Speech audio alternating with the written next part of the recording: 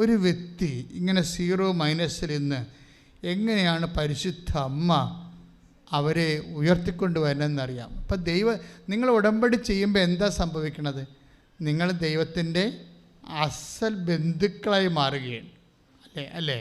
വാഗ്ദാന പ്രകാരമുള്ള ബന്ധുക്കൾ. നമുക്ക് 2 തരത്തിലാണ് ദൈവത്തിൻ്റെ മക്കളാകണത്. ദൈവത്തിന് ബൈബിൾ അനുസരിച്ച് 2 തരത്തിലാണ് മക്കളാകണത്. ഒന്ന് വംശപ്രകാരം. ഇപ്പം നമ്മുടെ കുടുംബങ്ങളൊക്കെ നടക്കുന്ന വംശപ്രകാരമല്ലേ നമ്മൾ മക്കളാകണത്. പിന്നെ എന്താണ്? വാഗ്ദാന പ്രകാരം. ഉടമ്പടി എടുക്കുമ്പോൾ എന്താ സംഭവിക്കുന്നത്? ഉടമ്പടി എടുക്കുമ്പോൾ നീ ആദ്യമായിട്ടും നീ ചിലപ്പോൾ ഒരു നോൺ ക്രിസ്ത്യൻ അല്ല നോൺ ബാപ്റ്റിസ്റ്റ് ആയിട്ടുള്ള ആളാണ്. അപ്പോൾ നീ ഉടമ്പടി എടുക്കുമ്പോൾ നീ എന്താ സംഭവിക്കുന്നത്? ബാപ്റ്റിസ്റ്റ് ആയിട്ടുള്ള ആളെപ്പോലെ തന്നെ നിനക്ക് ദൈവത്തിൻ്റെ മകനും മകളുമായി മാറുകയാണ്. അതെന്ത് വകുപ്പിലാണ് അങ്ങനെ വേണ്ടത്? വംശപ്രകാരമല്ല. പിന്നെ എന്താണ്? വാഗ്ദാന പ്രകാരം. ബൈബിൾ നമ്മുടെ മുമ്പിൽ വെക്കുന്ന ഒരു വലിയൊരു സ്വർഗീയമായ സാധ്യതയാണ്. എനിക്ക് തോന്നുന്നത് റോമ 9:8. ശ്രുതികട ഹല്ലേലൂയ. വംശമുറയ്ക്കുള്ള മക്കളല്ല ദൈവത്തിന്റെ മക്കൾ, പ്രത്യുത ശ്രുതികട ഹല്ലേലൂയ. ഹല്ലേലൂയ ഹല്ലേലൂയ മഹത്വം ആരാധന ആരാധന സ്തുതി hallelujah hallelujah hallelujah hallelujah hallelujah മഹത്വം മഹത്വം. റോമാലേഖനം 9:8 വായിച്ചേ. വംശമുറയ്ക്കുള്ള മക്കളല്ല. ഒന്ന് പറഞ്ഞേ. വംശമുറക്കുള്ള മക്കളല്ല. വംശമുറയ്ക്കുള്ള മക്കളല്ല ദൈവത്തിന്റെ മക്കൾ. ദൈവത്തിന്റെ മക്കൾ. പ്രത്യുത വാഗ്ദാന പ്രകാരം ജനിച്ചവരാണ്. യഥാർത്ഥ മക്കളായി കണക്കാക്കപ്പെടുന്നത്. ആ ബൈബിളിന്റെ അപ്രോച്ച് അതാണ്. വംശമുറക്കുള്ള മക്കളെ അല്ല ബൈബിള് യഥാർത്ഥ മക്കളായി കാണുന്നത്. പിന്നെ ആരാണ് കാണുന്നത്? ദൈവത്തിൻ്റെ മക്കളെ. വംശമുറക്കുള്ള മക്കൾ മനുഷ്യന്മാരുടെ മക്കളല്ലേ. പക്ഷേ ദൈവത്തിൻ്റെ മക്കളായി കാണുന്നത് എങ്ങനെയാണ്? വംശമുറക്കുള്ളതല്ല. റോമ 9:8 എന്താ പറയണത്? വാഗ്ദാന പ്രകാരമുള്ള വാഗ്ദാന പ്രകാരമുള്ള മക്കളാണ് യഥാർത്ഥ ദൈവത്തിൻ്റെ മക്കള്. അപ്പോൾ അനിത ഉടമ്പടി ചെയ്തപ്പോൾ ഉടനെ അനിതയും മക്കളും ദൈവത്തിൻ്റെ മക്കളായി മാറുകയാണ്. അതാണ് വിഷയം. അത് നിങ്ങൾ അറിയണം ഇതിൻ്റെ അകത്ത് എന്തുകൊണ്ടാണ് ഇങ്ങനെ വരണമെന്ന്. അപ്പോൾ മക്കളാണെങ്കിൽ പിന്നെ എന്താ സംഭവിക്കണത്? ഉടനെ അവകാശികളാകും. Take the word of God. ശ്രുതികട ഹല്ലേലൂയ ഹല്ലേലൂയ ഹല്ലേലൂയ യേശുവേ നന്ദി ഹല്ലേലൂയ ഹല്ലേലൂയ ഹല്ലേലൂയ യേശുവേ ആരാധന ആരാധന. തളരല്ലേ നെഞ്ചൊന്നു നീരിടല്ലേ നിന്നെ കേൾക്കാൻ നാഥനുണ്ടിവിടെ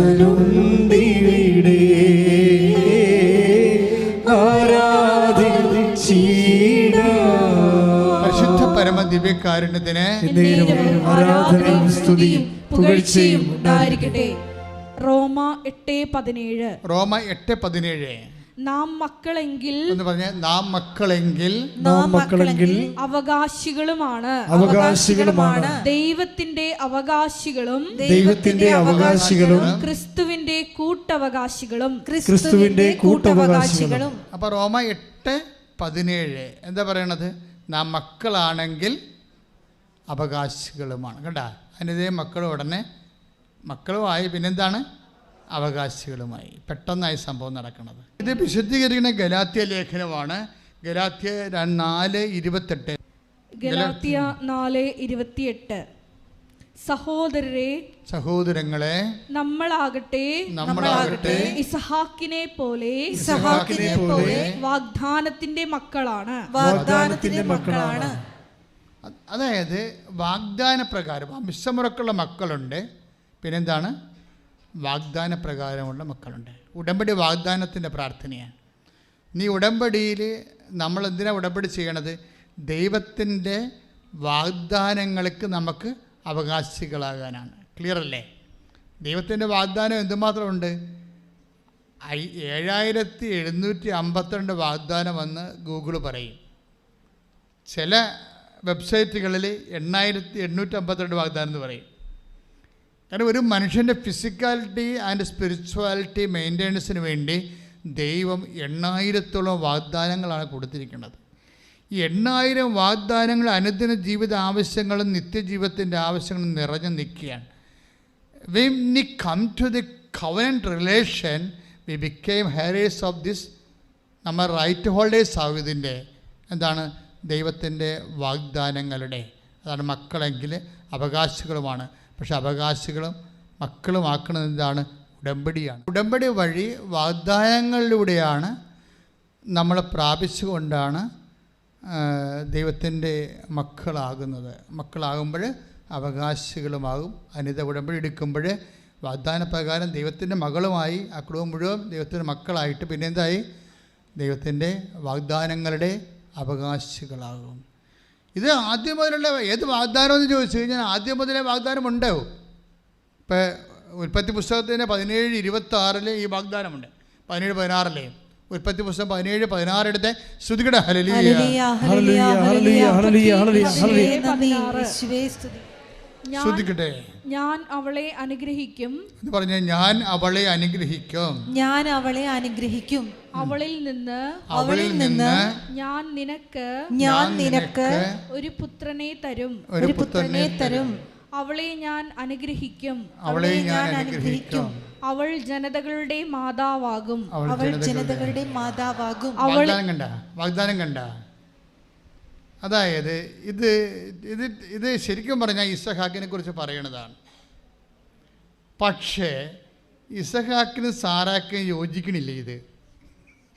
ഇത് യോജിക്കണത് എന്താ കാര്യം വെച്ച് കഴിഞ്ഞാൽ ജനതകളുടെ മാതാവാകും എന്ന് പറഞ്ഞെങ്കിലും ഒരു കംപ്ലീറ്റ് പൂർണ്ണ മാതാവാകത്തില്ല അവർ.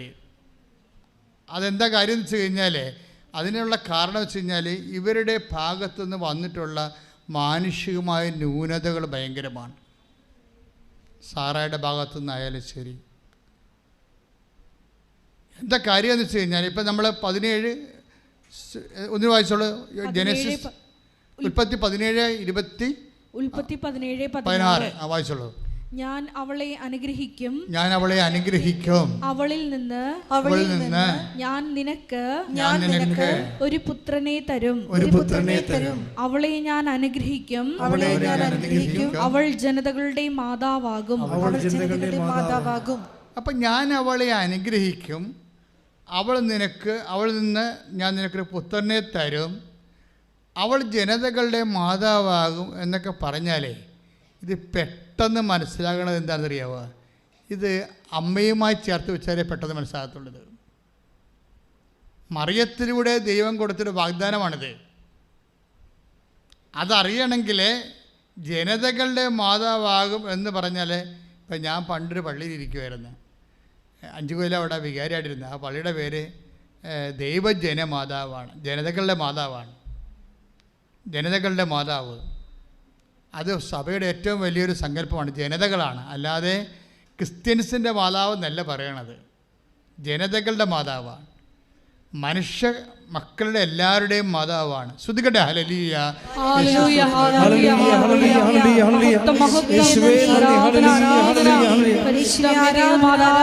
അമ്മയുടെ മക്കൾക്ക് വേണ്ടി, ജനതകൾക്ക് വേണ്ടി, ലോകം മുഴുവനും വേണ്ടി മധ്യസ്ഥ പ്രാർത്ഥിക്കണമേ എന്ന് ഈ ആരാധനയിലൂടെ അടിയങ്ങൾ പ്രാർത്ഥിക്കുന്നു. ആരാധന. ഹല്ലേലൂയ. ഇനി ഇതന്നെ അവളിലൂടെ അവൾ നിനക്കൊരു പുത്രനെ വായിച്ചോളൂ. ശ്രുതികട്ടെ ഹല്ലേലൂയ. ഹല്ലേലൂയ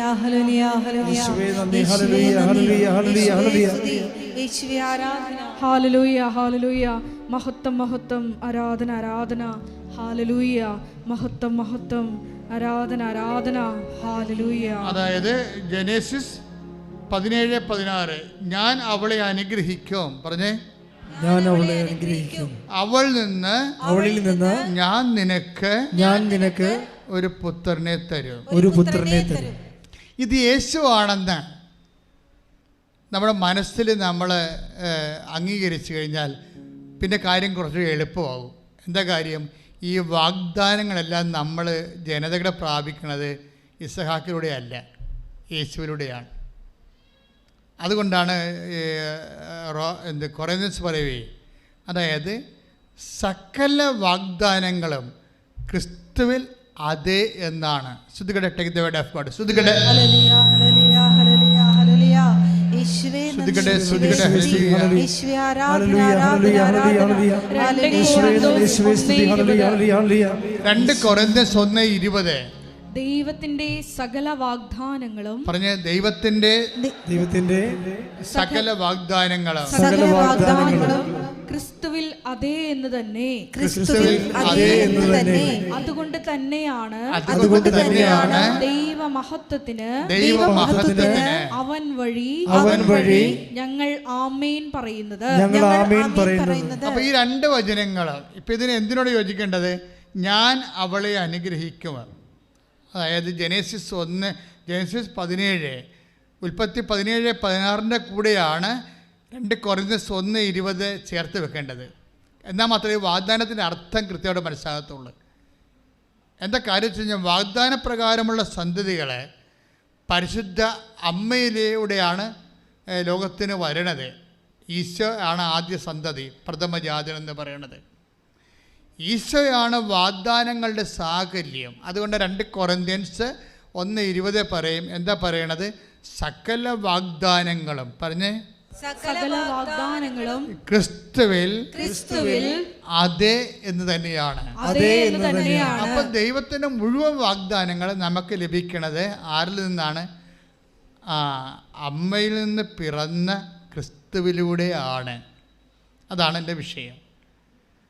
ഈ അമ്മയ്ക്ക് അനുഗ്രഹം എങ്ങനെ കിട്ടുന്നതാണ്? അത് ജനേസിസിൽ നിന്ന് കിട്ടുന്നതാണ്. ഞാൻ അവളെ അതായത് ഉൽപ്പത്തി 17:16 അതായത് ഞാൻ അവളെ അനുഗ്രഹിക്കും. പറഞ്ഞേ, ഞാൻ അവളെ അനുഗ്രഹിക്കും. അവളിൽ നിന്ന് ഞാൻ നിനക്ക് ഒരു പുത്രനെ തരും. അവൾ ജനതകളുടെ മാതാവായിരിക്കും. ഇതൊരു പാരലൽ ടെസ്റ്റ് ആണെന്ന് ഞാൻ പറയണത്. കത്തോലിക്ക പ്രബോധനം അല്ല, പക്ഷേ ഇതൊരു പാരലൽ ടെസ്റ്റാണ്. ബൈബിളിൽ എപ്പോഴും ഉണ്ടാകുന്ന വിഷയം ഷാഡോ വേഴ്സ് ഉണ്ടാവും, പാരലൽ ടെസ്റ്റ് ഉണ്ടാവും. പുതിയ നിയമത്തിലെ അഭിഷേക യാഥാർത്ഥ്യങ്ങളും രക്ഷാകര സംഭവങ്ങൾക്കെല്ലാം പാരലൽസ് ഉണ്ടാവും, സമാന്തര സുവിശേഷങ്ങൾ എന്ന് നമ്മൾ പറയുന്ന പോലെ സമാന്തര വചനങ്ങൾ. മാതാവിൻ്റെ മാതൃത്വത്തെ ലോക ജനതയുടെ പൊതുമാതാവായി പരിശുദ്ധ അമ്മയെ സുവിശേഷം ദൈവവചനം പ്രതിഷ്ഠിക്കുന്നതിൻ്റെ ഒരു സമാന്തര ടെസ്റ്റാണിത്. ആ രീതി വായിക്കുമ്പോഴാണ് ഈ 2 കൊരിന്ത്യർ 1:20 എന്താണ്? സകല വാഗ്ദാനങ്ങളും പറഞ്ഞേ, സകല വാഗ്ദാനങ്ങളും ക്രിസ്തുവിൽ അതേ എന്നാണ്. അപ്പൊ എന്ത് ഉടമ്പടിയിലേക്ക് നമ്മൾ വരുമ്പോൾ നമ്മൾ എന്താ ചെയ്യണത്? വംശമുറക്കുള്ള ഇപ്പൊ 8:9 റോമ 8:9 എന്താ പറയണത്? വംശമുറക്കുള്ള സന്തതി പരമ്പരകളുണ്ടാവും.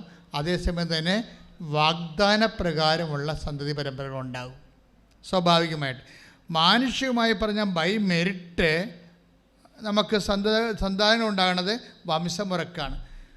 ബൈ ഗ്രേസ് ഉടമ്പടി എന്താ വർക്ക് ചെയ്യണത്? Not by merit but by grace.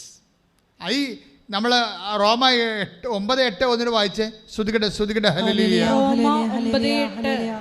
വംശമുറയ്ക്കുള്ള മക്കളല്ല, ഒന്ന് പറഞ്ഞേ, വംശമുറക്കുള്ള മക്കളല്ല, ദൈവത്തിന്റെ മക്കൾ. പ്രത്യുത വാഗ്ദാന പ്രകാരം ജനിച്ചവരാണ് യഥാർത്ഥ മക്കളായി കണക്കാക്കപ്പെടുന്നത്. അപ്പോൾ വാഗ്ദാന പ്രകാരം ജനിച്ച മക്കളാണ് ആര്? ദൈവത്തിൻ്റെ മക്കള്. ദൈവത്തിൻ്റെ മക്കളാണ് ദൈവത്തിൻ്റെ അവകാശികൾ. ഈ മക്കളുടെ പ്രഥമ അവകാശം എന്താണ്? ക്രിസ്തുവാണ്. കാര്യം എന്താണ്? സകല വാഗ്ദാനങ്ങളും ക്രിസ്തുവിലാണ് ആമേൻ പറയണത്. ഈ വചനത്തിൻ്റെ ഈ ലിങ്ക് പോകുന്ന പശ്ചാത്തലത്തിലാണ് നമ്മൾ യോഹന്നാൻ 19:27 വായിച്ചാൽ കുറച്ചുകൂടി ഒരു വെളിച്ചം കിട്ടും നമുക്ക്. യോഹന്നാൻ 19:27 യോഹന്നാൻ 19:27 അനന്തരം അവൻ ആ ശിഷ്യനോട് പറഞ്ഞു. അനന്തരം അവൻ ആ ശിഷ്യനോട് പറഞ്ഞു, ഇതാ നിന്റെ അമ്മ. അപ്പോൾ മുതൽ ആ ശിഷ്യൻ അവളെ സ്വന്തം ഭവനത്തിൽ സ്വീകരിച്ചു. Price the Lord. ഇതാണ് അന്ന് മുതലാണ് പുതിയ ജനത ഉണ്ടാകുന്നത്. ക്രിസ്തുവിൽ വിശ്വസിക്കുന്നവരെല്ലാം ദൈവത്തിൻ്റെ എല്ലാ വാഗ്ദാനങ്ങൾക്കും അവകാശികളായി മാറുന്നു. ഞാൻ അവളെ അനുഗ്രഹിക്കും, അവളിൽ നിന്ന് ഞാൻ നിനക്ക് ഒരു പുത്രനെ തരും.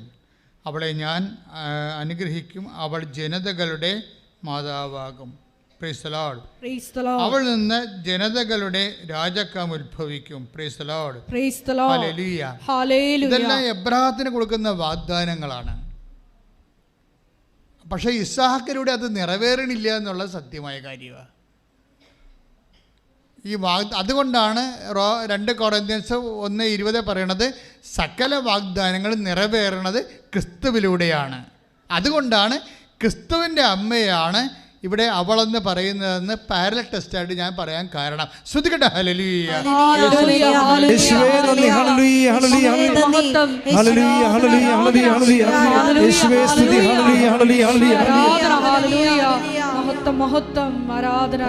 പരിശുദ്ധ പരമദിവ്യകാരുണ്യത്തിന്,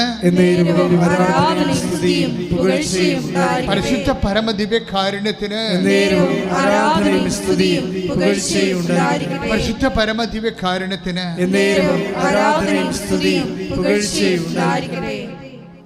അതായത് എബ്രാഹത്തിന് കൊടുക്കുന്ന വാഗ്ദാനങ്ങൾക്ക്, അതായത് എന്താ പ്രശ്നം വെച്ച് കഴിഞ്ഞാൽ, നമ്മൾ വാഗ്ദാനം കൊടുക്കുമ്പോൾ തന്നെ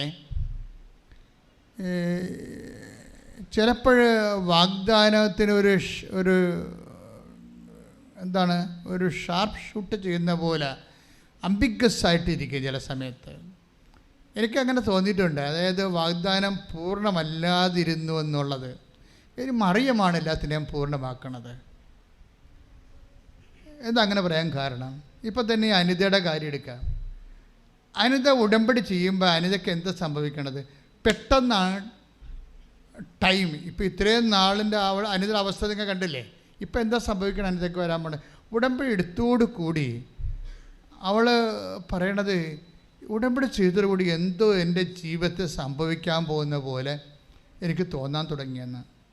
അതായത് അത് ഈ സഞ്ചാരി മാതാവിൻ്റെ ഒരു പ്രത്യേകതയാണ്. അത് ഇപ്പോൾ ഈ അനിത മാത്രമല്ല, ഒത്തിരി പേർ റിപ്പോർട്ട് ചെയ്യുന്നുണ്ട്. ഉടമ്പടി എടുത്ത് കഴിയുമ്പോൾ മാതാവ് ഇങ്ങനെ കൂടെ നിൽക്കുന്ന കാരണം, കൂടെ വരുന്ന കാരണം അവരെ ഒരു പണ്ടില്ലാത്തൊരു ആത്മവിശ്വാസം ഇങ്ങോട്ട് കയറും. ആത്മധൈര്യം വരും. ആത്മധൈര്യം വരുമ്പോൾ എപ്പോഴും നിങ്ങൾ ഓർക്കണം, നിങ്ങൾക്കൊരു ആത്മധൈര്യം വന്നാൽ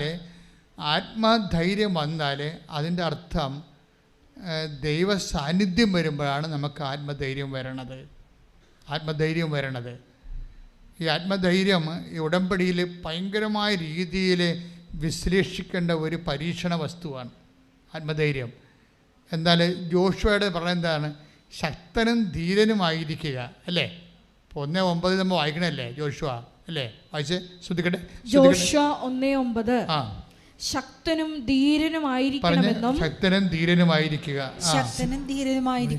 ഭയപ്പെടുകയോ പരിഭ്രമിക്കുകയോ ചെയ്യരുതെന്നും നിന്നോട് ഞാൻ കൽപ്പിച്ചിട്ടില്ലയോ? നിന്റെ ദൈവമായ കർത്താവ് നീ പോകുന്നിടത്തെല്ലാം നിന്നോട് കൂടെ ഉണ്ടായിരിക്കും. ധൈര്യം വരണം എപ്പോഴാണ്? ദൈവം കൂടെ വരുമ്പോഴാണ്. ഇപ്പം അനിത ഉടമ്പടി എടുത്തു. അനിതയുടെ അവസ്ഥ നിങ്ങൾക്ക് അറിയാമല്ലോ. പക്ഷെ അനിത പറയണത് ഇവിടുന്ന് ഇറങ്ങിയപ്പോൾ തന്നെ എന്തോ ഒരു വല്ലാത്ത ധൈര്യം തോന്നാൻ തുടങ്ങി. എന്താ കാര്യം? നമ്മളവർക്ക് ധൈര്യം തോന്നാൻ തുടങ്ങി കഴിഞ്ഞാൽ ബിബ്ലിക്കലായിട്ട് പറഞ്ഞാൽ ദൈവത്തിൻ്റെ നീ പോകുന്നിടത്തെല്ലാം നിന്നോട് കൂടെ ഞാനുണ്ടായിരിക്കും. That's A promise. അതൊരു വാഗ്ദാനമാണ്.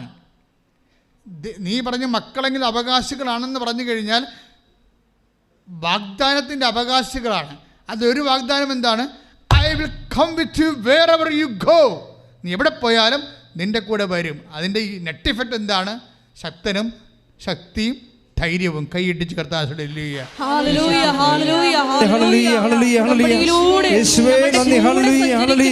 അവിടുത്തെ സാന്നിധ്യത്തിന് ഞങ്ങൾ നന്ദി പറയും.